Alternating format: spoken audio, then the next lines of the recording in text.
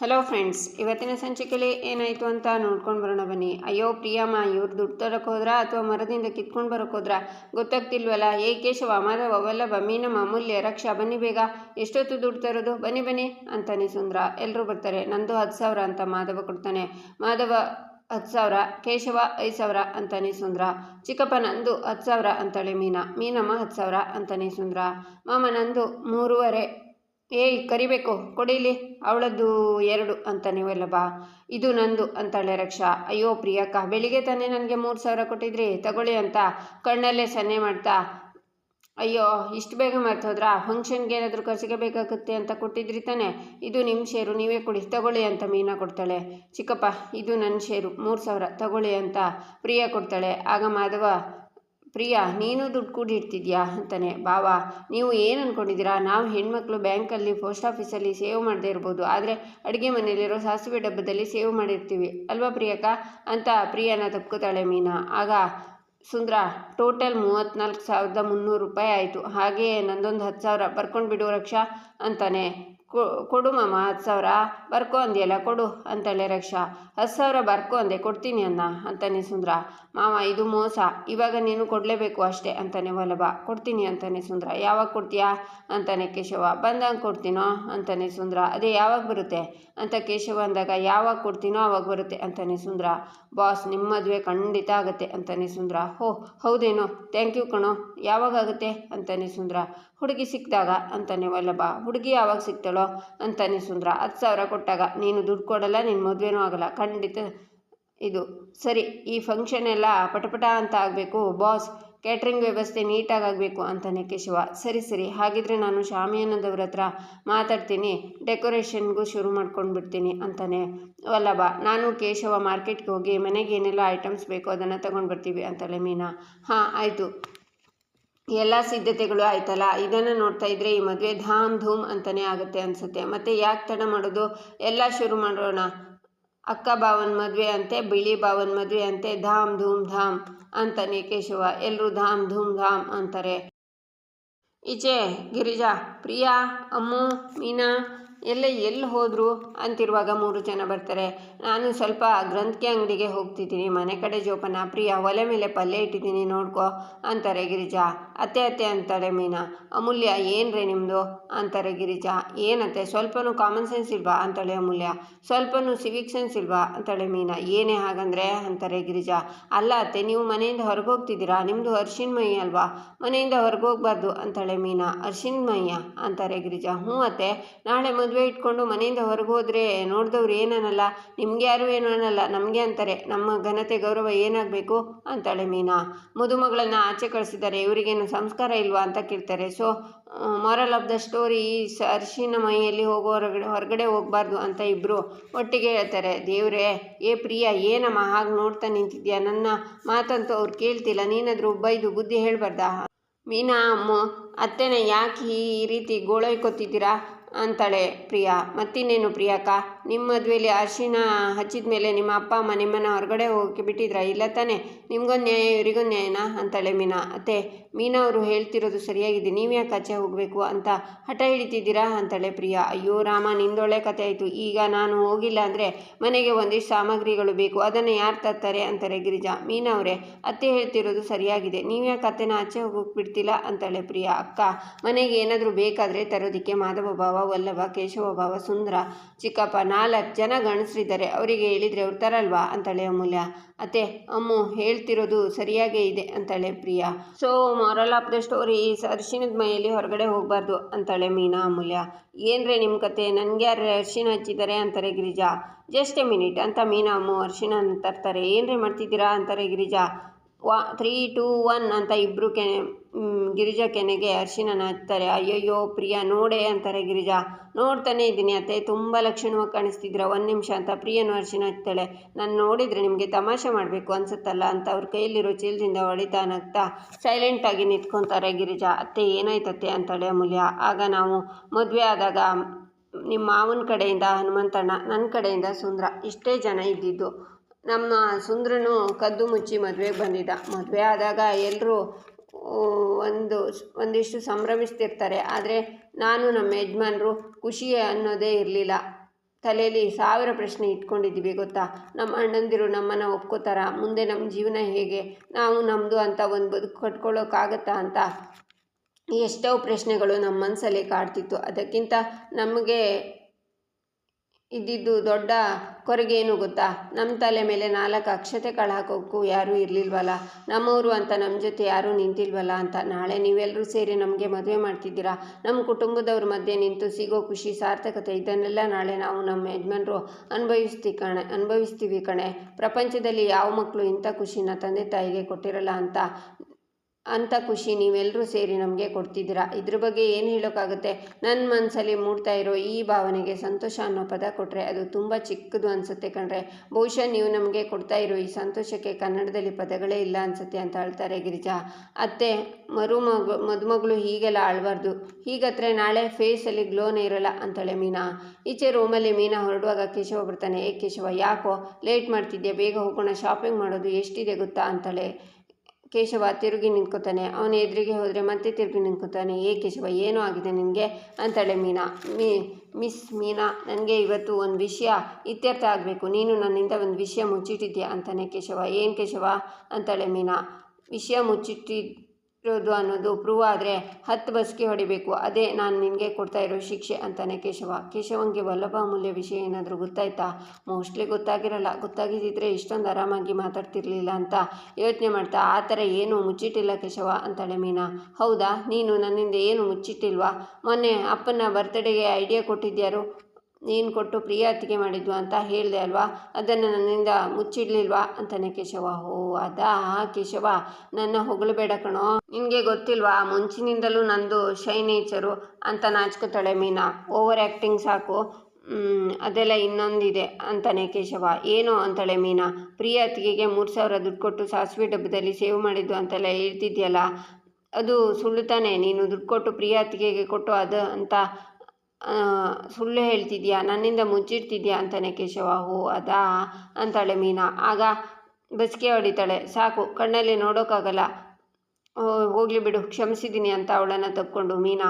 Thank you so much ಕಣೆ, ಈ ಮಾತನ್ನು ಎಷ್ಟು ಸಲ ಹೇಳಿದ್ರು ಕಡಿಮೆನೆ, 1,00,000 ಸಲ ಕೂಗಿ ಹೇಳ್ತೀನಿ. ನಿನ್ನಂಥ ಹೆಂಡತಿ ಪಡೆಯೋಕ್ಕೆ ನಿನ್ನಂಥ ಸೊಸೆ ಪಡೆಯೋಕ್ಕೆ ಈ ಮನೆ ತುಂಬಾ ಪುಣ್ಯ ಮಾಡಿದ್ವಿ ಕಣೆ. ಓರ್ಗಿತ್ತಿ ಅಂದರೆ ಮನಸ್ತಾಪ, ಹೊಟ್ಟೆ ಕಿಚ್ಚು ಎಲ್ಲ ಇರುತ್ತೆ, ಆದರೆ ನೀನು ನಿನ್ನ ಹೊರಗಿತ್ತಿಯರನ್ನು ಅಕ್ಕ ತಂಗಿಯರ ಥರ ನೋಡ್ಕೋತಿದ್ಯಾ. ಯಾವುದಾದ್ರೂ ಒಂದು ಸೊಸೆನ ಮಾವ ಮಾತಾಡಿಸ್ತಿಲ್ಲ ಅಂದರೆ ಅವರಿಬ್ಬರ ಮಧ್ಯೆ ಇರೋ ಗೋಡೆನ ಇನ್ನೂ ಬಲವಾಗಿ ಮಾಡ್ತಾರೆ, ಅದನ್ನು ಅಡ್ವಾಂಟೇಜ್ ಆಗಿ ತಗೋತಾರೆ. ಆದರೆ ನೀನು ಆ ಗೋಡೆನ ಒಡೆದಾಕ್ದೆ. ಅಪ್ಪನ ಬರ್ತ್ಡೇನ ಹೇಗೆ ಸೆಲೆಬ್ರೇಟ್ ಮಾಡಬೇಕು ಅಂತ ಪ್ಲ್ಯಾನ್ ಮಾಡಿ ಅದನ್ನೆಲ್ಲ ಮಾಡಿದ್ದು ಪ್ರಿಯ ಅತ್ತಿಗೆ ಅಂತ ಹೇಳಿದೆ. ಅಪ್ಪ ಅತ್ತಿಗೆನ ಕ್ಷಮಿಸೋ ಹಾಗೆ ಮಾಡಿದೆ. ಈ ಥರ ದೊಡ್ಡ ವಿಷಯನ ನೀನು ಅರ್ಥ ಮಾಡ್ಕೊಂಡೆ, ಅದು ಒಂದು ಕಡೆ. ಆದರೆ ಸಣ್ಣ ಸಣ್ಣ ಸೂಕ್ಷ್ಮಗಳನ್ನು ಹೇಗೆ ಅರ್ಥ ಮಾಡ್ಕೋತೀಯ ಮೀನಾ? ಇವತ್ತು ಮನೆಯವರೆಲ್ಲ ಅಪ್ಪ ಅಮ್ಮನ ಮದುವೆಗೆ ದುಡ್ಡು ಕೊಡ್ತಾ ಇದ್ರು, ಆದರೆ ಪ್ರಿಯ ಅತ್ತಿಗೆ ಒಬ್ಬರು ಕೊಡ್ತಾ ಇರಲಿಲ್ಲ. ಅದನ್ನು ನೀನು ಅರ್ಥ ಮಾಡಿಕೊಂಡು ಪ್ರಿಯ ಅತ್ತಿಗೆ ದುಡ್ಡು ಕೊಟ್ಟೆ ಅಂತ ನೀನು ಅವರಿಗೆ 3000 ದುಡ್ಡು ಕೊಟ್ಟೆ ಮೀನಾ. ನಿನ್ನ ವ್ಯಕ್ತಿತ್ವನ ವರ್ಣಿಸೋಕ್ಕೆ ಪದಗಳೇ ಇಲ್ಲ. ಥ್ಯಾಂಕ್ ಯು ಸೋ ಮಚ್ ಅಂತ ಮುತ್ತನ್ನು ಕೊಡ್ತಾನೆ ಕೇಶವ. ಯಜಮಾನ್ರೆ, ಹೆಂಡ್ತಿನ ಹೊಗಳಿಕೊಂಡು OTP ಕೊಟ್ಕೊಂಡು ಟೈಮ್ ಪಾಸ್ ಮಾಡಬೇಡಿ, ಇವತ್ತು ಎಷ್ಟು ಕೆಲಸ ಇದೆ ಗೊತ್ತಾ, ನಡೀರಿ, ಟೈಮ್ ಆಯಿತು ಅಂತಾಳೆ ಮೀನಾ. ಶಾಪಿಂಗ್ ತಾನೇ ಮಾಡಿದ್ರಾಯ್ತು ಅಂತಾನೆ ಕೇಶವ. ಏನು ಆಗಿದೆ ನಿನಗೆ, ಏನು ಹೇಳಬೇಕು ಹೇಳು, ಈ ಥರ ಲೆಕ್ಚರ್ ರಬ್ಬರ್ ಬ್ಯಾಂಡ್ ಥರ ಎಳೆಯಬಿಡ್ವೋ ಅಂತಾಳೆ ಮೀನಾ. ಆಗ ಕೇಶವ ಬುಸ್ಕಿ ಹೊಡಿತಾನೆ. ಕೇಶವ, ಸಾಕು ನಿಲ್ಲಿಸು, ಏನು ಇದೆಲ್ಲ, ಅಂದರೆ ನೀನು ಏನಾದರೂ ವಿಷಯ ಮುಚ್ಚಿಟ್ಟಿದ್ಯಾ ಅಂತಾಳೆ ಮೀನಾ.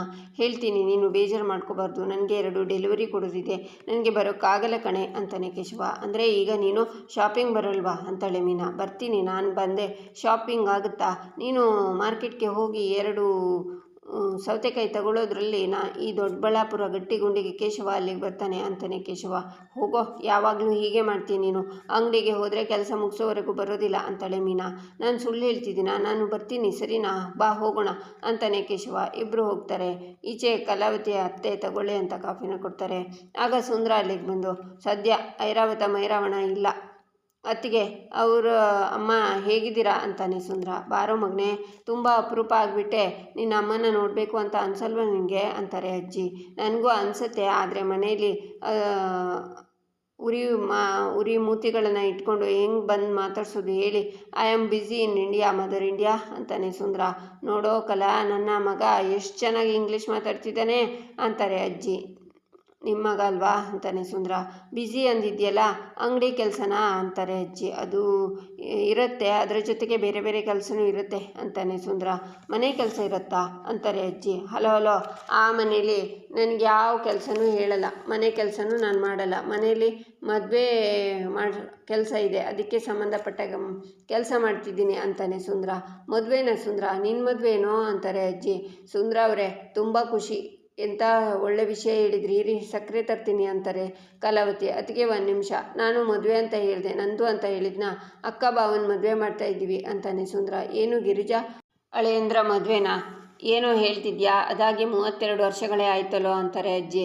ಅಮ್ಮ, ಮದುವೆಯಾಗಿ 32 ವರ್ಷ ಆಯ್ತಲ್ಲ, ನಾಳೆ ಮದುವೆ ಆ್ಯನಿವರ್ಸರಿ, ಅದಕ್ಕೆ ನಾವೆಲ್ಲ ಸೇರಿಕೊಂಡು ಮದುವೆನ ರೀಕ್ರಿಯೇಟ್ ಮಾಡ್ತಿದ್ವಿ. ಮರುಮದುವೆ ಅಂತಾರಲ್ಲ, ಅದನ್ನು ಮಾಡ್ತಿದ್ವಿ. ಇವೆಲ್ಲ ಮಾಡ್ತಿರೋದು ಬೇರೆ ಯಾರೂ ಅಲ್ಲ, ನಾವುಗಳೇ ಎಲ್ಲರೂ ಸೇರಿಕೊಂಡು ಮಾಡ್ತಾ ಇರೋದು ಅಂತಾನೆ ಸುಂದರ. ಸುಂದರ ಅವರೇ, ನೀವು ಹೇಳ್ತಿರೋದು ನಿಜನಾ ಅಂತಾರೆ ಕಲಾವತಿ. ಹ್ಞೂ ಅತ್ತಿಗೆ, ನಾಳೆ ಮನೆ ಮುಂದೆ ಶಾಮನ ಹಾಕ್ಬಿಟ್ಟು ಹೆಂಗೆ ಸಂಭ್ರಮ ಮಾಡ್ತೀವಿ ನೋಡಿ, ಎಲ್ಲರೂ ಸೇರಿಕೊಂಡು ಅಂತಾನೆ ಸುಂದರ. ಸುಂದರ ಅವರೇ, ನೀವೆಲ್ಲ ಸೇರಿಕೊಂಡು ಒಳ್ಳೆ ಯೋಚನೆ ಮಾಡಿದ್ದೀರಾ, ತುಂಬ ಖುಷಿ ಆಗ್ತಿದೆ ಅಲ್ವಾ ಅತ್ತೆ ಅಂತಾರೆ ಕಲಾವತಿ. ಯಾಕಮ್ಮ, ಒಂಥರ ಇದೆಯಾ, ನಿನಗೆ ಖುಷಿ ಆಗ್ತಿಲ್ವಾ ಅಂತಾನೆ ಸುಂದರ. ಖುಷಿ ಆಗ್ತಿದೆ, ಆದರೆ 32 ವರ್ಷದ ಹಿಂದೆ ಅವ್ರ ಮದುವೆ ನೋಡಿ ಆಶೀರ್ವಾದ ಮಾಡೋಕ್ಕಾಗಿಲ್ಲ ಅಂತ ಬೇಜಾರಾಗ್ತಿದೆ. ಈಗಲೂ ಆಶೀರ್ವಾದ ಮಾಡೋಣ ಅಂದರೆ ಈಗಲೂ ಅವಕಾಶ ಇಲ್ವಲ್ಲೋ? ಆಗ ಇದ್ದಿದ್ದ ದ್ವೇಷ ಈಗಲೂ ಹಾಗೇ ಇದೆ, ಚೂರು ಕಡಿಮೆ ಆಗಿಲ್ಲ. ಆ ದ್ವೇಷದ ಬೇಲಿ ದಾಟ್ಕೊಂಡು ಹೋಗೋಕ್ಕಾಗಲ್ಲ ಅಂತ ಬೇಜಾರಾಗುತ್ತೆ ಕಣೋ ಸುಂದರ ಅಂತಾರೆ ಅಜ್ಜಿ. ಏನು ಮಾಡೋಕ್ಕಾಗುತ್ತೆ ಹೇಳಿ. ನೋಡಿ, ನಾವು ಇದ್ದ ಜಾಗದಲ್ಲಿ ನಂದ ಗಿರಿಜಾ ಅವ್ರ ಮಕ್ಕಳು ಚೆನ್ನಾಗಿರಲಿ ಅಂತ ಹರಿಸೋಣ, ಅದೊಂದೇ ನಮಗೆ ಇರೋ ದಾರಿ, ನೊಂದ್ಕೋಬೇಡಿ ಅತ್ತೆ ಅಂತಾರೆ ಕಲಾವತಿ. ಗಿರಿಜಾ ಮತ್ತು ಅಳಿಯಂದ್ರು ಮದುವೆ ಆಗ್ತಿರೋದು ನೋಡಬೇಕು ಅಂತ ಆಸೆ ಆಗ್ತಿದೆ ಕಣೆ, ಹೇಗಿದ್ರು ಮನೆ ಮುಂದೆನೇ ಮದುವೆ ಆಗ್ತಿದೆ, ನೋಡ್ಬೋದಲ್ವಾ ಅಂತಾರೆ ಅಜ್ಜಿ. ಅಯ್ಯಯ್ಯೋ ಬೇಡಮ್ಮ, ನೀನು ಬಂದು ಅಲ್ಲಿ ಮದುವೆನ ನೋಡ್ತಾ ನಿಂತರೆ ಆಮೇಲೆ ಐರಾವಣ ಮೈರಾವಣ ಬಂದು ಆ ಮದುವೆ ಮನೆನ ರಣರಂಗ ಮಾಡಿಬಿಡ್ತಾರೆ, ಅಲ್ಲಿಗೆ ಮಾತ್ರ ಬರೋಕ್ಕೆ ಹೋಗಬೇಡ, ನಿನ್ನ ಮಗಳ ಮದುವೆ ನೋಡೋಕೆ ಅಲ್ವಾ, ಅದಕ್ಕೆ ಏನಾರ ವ್ಯವಸ್ಥೆ ಮಾಡ್ತೀವಿ, ಸುಮ್ಮನಿರು ಅಂತಾನೆ ಸುಂದರ. ಈಚೆ ಅಂಗಡೀಲಿ ನಂದನ್ ಲೆಕ್ಕ ಬರಿತಾ ಇರ್ತಾರೆ. ಕೇಶವ ಬಂದು, ಅಪ್ಪ ಡೆಲಿವರಿಗೆ ಕೊಡೋದಿದೆ, ಹೋಗ್ಬರ್ತೀನಿ ಅಂತ ಹೋಗುವಾಗ ಬಾಯಿಲಿ ಅಂತ ನಂದನ್ ಕರೀತಾರೆ. ಬೆಳಿಗ್ಗೆನೇ 2 ಡೆಲಿವರಿ ಹೇಳಿದ್ದೀನಿ, ಕೊಟ್ಟು ಬಂದಿದ್ಯಾ? ಆಮೇಲೆ ನಾನು ಯಾವ ಡೆಲಿವರಿನೂ ಹೇಳಿಲ್ವಲ್ಲ, ನಿಜ ಹೇಳು, ಎಲ್ಲಿಗೆ ಹೋಗ್ತಿದ್ಯಾ ಅಂತಾರೆ ನಂದನ್. ಅಯ್ಯೋ ಸಿಕ್ಕಾಕೊಂಡ ಅಂತ ಕೇಶವ. ಅದೇ ಅಪ್ಪ, ಉಷಾ ಬೇಕ್ರಿಲಿ ಉಮೇಶ್ ಅಣ್ಣಂಗೆ ಉಷ್ಣ ಆಗಿದೆ, ಅದಕ್ಕೆ ಕಸ್ತೂರಿ ಬೀಜ ಕಟ್ಬಾ ಅಂತ ನೀವೇ ಹೇಳಿದ್ರಲ್ಲ ಅಂತಾನೆ ಕೇಶವ. ನಾನು ಹೇಳಿದ್ನ ಅಂತಾರೆ ನಂದನ್. ಹ್ಞೂ, ಆಮೇಲೆ ಮಂಡಕ್ಕಿ ಮಮತಾ ಅಕ್ಕಂಗೆ ಮೆಣಸಿನ್ಕಾಯಿ ಡೆಲಿವರಿ ಕೊಟ್ಬಾ ಅಂತ ಹೇಳಿದ್ರಿ ಅಂತಾನೆ ಕೇಶವ. ಹೌದಾ ಅಂತಾರೆ ನಂದನ್. ಆಮೇಲೆ ಮೀನಾನಾಥ ನಮಗೆ ತೆಂಗಿನಕಾಯಿ ಸಪ್ಲೈ ಮಾಡ್ತಿದ್ರಲ್ಲ, ಅವರಿಗೆ ನಾವೇ ತೆಂಗಿನಕಾಯಿ ಸಪ್ಲೈ ಮಾಡಬೇಕು, ಬರ್ತೀನಿ ಅಂತಾನೆ ಕೇಶವ. ನಿಂತ್ಕೋ, ಮೀನಾನಾಥಂಗೆ ನೀನು ತೆಂಗಿನಕಾಯಿ ಸಪ್ಲೈ ಮಾಡ್ತೀಯಾ? ಇಲ್ಲಿಗೆ ಇದೆಲ್ಲ ಸುಳ್ಳು ಅಂತಾಯಿತು. ಕೇಶವ, ಮೀನಾನಾಥನ ನೋಡೋಕ್ಕೆ ಹೋಗ್ತೀನಿ ಅಂತ ಮೀನನ ನೋಡೋಕ್ಕೆ ಹೋಗ್ತಿದ್ದೆ, ನನಗೆ ಸುಂದರ ಎಲ್ಲ ಹೇಳಿದ, ಈಗೇನೋ ತಲೆಹರಟೆ ಮಾಡೋಕೆ ಹೊರಟಿದ್ಯಾ, ನಿಜ ಹೇಳು ಅಂತಾರೆ ನಂದನ್. ಕಳ್ಳ, ಎಲ್ಲ ನನ್ನ ಥರನೇ, ಎಲ್ಲ ಗೊತ್ತಿದ್ರು ಗೊತ್ತಿಲ್ಲದೆ ಇರೋರ ಥರ ಇರೋದು. ಅಪ್ಪ, ಅವ್ರು ನಿಮಗೆ ಗೊತ್ತಲ್ಲಪ್ಪ, ನಾಳೆ ನಿಮ್ಮ ಅಮ್ಮಂದು ಮದುವೆ, ಎಷ್ಟೆಲ್ಲ ಕೆಲಸ ಇದೆ ಗೊತ್ತಾ, ಏನೆಲ್ಲ ಅರೇಂಜ್ಮೆಂಟ್ಸ್ ಮಾಡಬೇಕು, ಅದಕ್ಕೆ ಅಪ್ಪ ನಾನು ಹೋಗಿ ಬರ್ತೀನಿ ಅಂತಾನೆ ಕೇಶವ. ಕೇಶವ, ನೀನೆಲ್ಲೂ ಹೋಗೋದು ಬೇಡ, ಬಾಯಿ ಮುಚ್ಕೊಂಡು ಅಂಗಡಿಯಲ್ಲಿರು ಅಂತಾರೆ ನಂದನ್. ಅಪ್ಪ, ನೀವೇನೇ ಹೇಳಿದ್ರು ನಾನು ಅಂಗಡಿಯಲ್ಲಿ ಕೆಲಸ ಮಾಡೋಕ್ಕಾಗಲ್ಲ, ನಾನು ಹೋಗಲೇಬೇಕು, ಇಲ್ಲಿ ಹನುಮಂತಣ್ಣ ಇದ್ದಾರಲ್ಲ ನೋಡ್ಕೋತಾರೆ. ಅಪ್ಪ ಪ್ಲೀಸ್ ಕೋಪ ಮಾಡ್ಕೋಬೇಡಿ, ಮದುಮಗನ ಕಳೆ ಹೊರಟೋಗುತ್ತೆ, ಪ್ಲೀಸ್ ಅಪ್ಪ. ಅಪ್ಪ ಅಪ್ಪ ಒಪ್ಕೊಂಡ್ರು, ಥ್ಯಾಂಕ್ ಯು ಅಪ್ಪ ಅಂತ ಅವರಿಗೆ ಮುತ್ತು ಕೊಟ್ಟು ಹೋಗ್ತಾನೆ ಕೇಶವ. ಏಯ್ ನಿಂತ್ಕೊಳ್ಳೋ, ಚೂರು ಜವಾಬ್ದಾರಿ ಇಲ್ಲ, ಆ ಸುಂದರ ಇನ್ನೂ ಅಂಗಡಿಗೆ ಬಂದಿಲ್ಲ, ಇವ್ನು ನೋಡಿದರೆ ಹೀಗೆ ಅಂತಾರೆ ನಂದನ್. ಹನುಮಂತಣ್ಣ ನಗ್ತಾರೆ. ಹನುಮಂತಣ್ಣ, ನೀವು ಯಾಕೆ ನಗ್ತಿದ್ದೀರಾ ಈಗ ಅಂತಾರೆ ನಂದನ್. ಯಾಕೋ ಗೊತ್ತಿಲ್ಲ ನಂದ, ಇವತ್ತು ನಿನ್ನ ನೋಡಿದರೆ ನಗು ಮೇಲೆ ನಗು ಬರ್ತಿದೆ ಅಂತಾರೆ ಹನುಮಂತಣ್ಣ. ನನ್ನ ಮುಖದಲ್ಲಿ ಕೋತಿ ಕುಣಿತಿದ್ಯಾ ಅಂತಾರೆ ನಂದನ್. ಸುಂದರ ಯಾವಾಗಲೂ ಹೇಳ್ತಾನಲ್ಲ ಬಿಳಿ ಭಾವ ಅಂತ, ಇವತ್ತು ಬಿಳಿ ಭಾವ ಅಲ್ಲ ಕೆಂಪು ಭಾವ ಆಗಿಬಿಟ್ಟಿದ್ದೀರಾ. ಏನು ನಂದ, ಮತ್ತೆ ಮದುವೆ ಆಗ್ತೀನಿ ಅಂತ ಕೆಂಪಗಾಗ್ಬಿಟ್ಟಿದ್ಯಾ ಅಂತಾರೆ ಹನುಮಂತಣ್ಣ ಅಂತಾರೆ ನಂದನ್. ಹನುಮಂತಣ್ಣ ಹೋಗ್ತಾರೆ. ಆಗ ನಂದನ್ ಹೋಗ್ತಾರೆ. ಈಚೆ ಕೇಶವ ಮೀನಾ ಶಾಪಿಂಗ್ ಮಾಡಿಕೊಂಡು ನಡ್ಕೊಂಡು ಬರ್ತಾ ಇರ್ತಾರೆ. ಆಗ ಮೀನಾ, ಕೇಶವ, ನಾಳೆ ಅತ್ತೆದು ಮಾವಂದು ಮದುವೆ ರೀಕ್ರಿಯೇಷನ್ ಮನೆಯಲ್ಲಿ ಏನಾದರೂ ಫಂಕ್ಷನ್ ಇದ್ದಾಗ ಡೆಕೋರೇಟ್ ಮಾಡೋದು, ಶಾಪಿಂಗ್ ಹೋಗೋದು ನನಗೆ ತುಂಬ ಇಷ್ಟ ಕಣೋ ಅಂತಾಳೆ ಮೀನಾ. ನಿನ್ನ ಖುಷಿ ನೋಡೋಕ್ಕೆ ನನಗೂ ಇಷ್ಟ ಅಂತಾನೆ ಕೇಶವ. ಅತ್ತೆ ಮಾವ ಎಷ್ಟು ರೊಮ್ಯಾಂಟಿಕ್ ಅಲ್ವಾ, ಅವರನ್ನು ಬೀಟ್ ಮಾಡೋಕ್ಕೆ ಯಾರಿಂದನೂ ಸಾಧ್ಯ ಇಲ್ಲ. ನೀನು ನೋಡಿದ್ಯಾ, ನಾವು ಮತ್ತೆ ಮದುವೆ ಮಾಡಿಸ್ತೀವಿ ಅಂತ ಅಂದಾಗ ಅತ್ತೆ ಎಷ್ಟು ನಾಚ್ಕೊಂಡ್ರು ಗೊತ್ತಾ ಅಂತಾಳೆ ಮೀನಾ. ಹಾಂ ಮೀನಾ, ಇದೆಲ್ಲ ಯಾಕೆ ಅಂತ ಅಪ್ಪ ಬೈದರು, ಆಮೇಲೆ ಒಪ್ಕೊಂಡ್ರು. ಇದೆಲ್ಲ ಆಸೆ ಇಲ್ಲ ಅಂದಿದ್ದಿದ್ರೆ ಒಪ್ಕೋತಿದ್ರೆ ಹೇಳು ಅಂತಾನೆ ಕೇಶವ. ಅತ್ತೆ ಮಾವ ಮದುವೆಯಾಗಿ 32 ವರ್ಷ. ಈಗ ಅವರಿಗೆ ಹಿಂದಿನದೆಲ್ಲ ನೆನಪಾಗುತ್ತಲ್ವ ಕೇಶವ? ನನಗೂ ಅಷ್ಟೇ. ನಾವು ಮದುವೆಗೆ ಮುಂಚೆ ಸುತ್ತಾಡ್ತಿದ್ವಲ್ವಾ, ಅದೆಲ್ಲ ನೆನಪಾಗ್ತಿದೆ ಕಣೋ.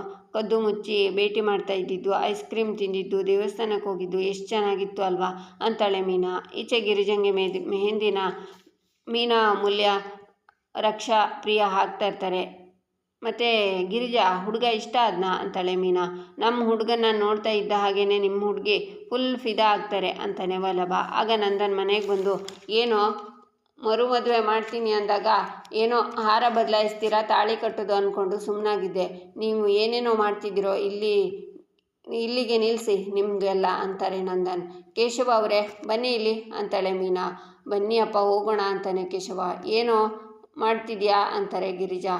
ಏಯ್ ಗಿರಿಜಾ, ಏನಮ್ಮ ಇರು, ಆ ಹುಡುಗ ನೋಡಿದರೆ ಏನೇನೋ ಮಾತಾಡ್ತಿದ್ದಾರೆ ಅಂತಾಳೆ ಪ್ರಿಯಾ. ಬನ್ನಿ ಅಪ್ಪ ಬನ್ನಿ, ಇವತ್ತೆರಡರಲ್ಲಿ ಒಂದು ಇತ್ಯರ್ಥ ಆಗಲೇಬೇಕು ಅಂತಾನೆ ಕೇಶವ. ಇಲ್ಲಿಗೆ ಈ ಸಂಚಿಕೆ ಮುಕ್ತಾಯವಾಗುತ್ತೆ. ಮುಂದಿನ ಸಂಚಿಕೆಗಾಗಿ ನಮ್ಮ ಚಾನಲನ್ನು ನೋಡಿ ಸಬ್ಸ್ಕ್ರೈಬ್ ಮಾಡಿ, ಲೈಕ್ ಮಾಡಿ, ಸಪೋರ್ಟ್ ಮಾಡೋದನ್ನು ಮರಿಬೇಡಿ.